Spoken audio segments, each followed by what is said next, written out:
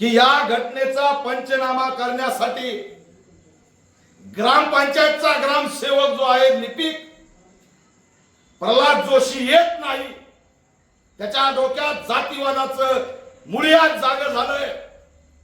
तो म्हणतो मी येत नसतो आणि कुणाला येऊ सुद्धा देत नसतो, तुम्हाला काय करायचे ते करा.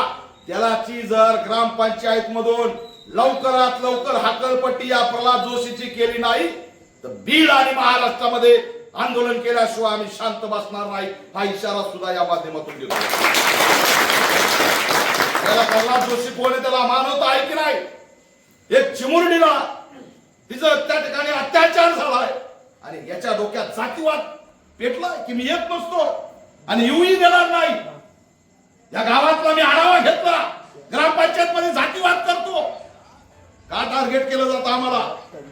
ग्रामसेवक सुद्धा येत नाही. त्याच्यामुळे तात्काळ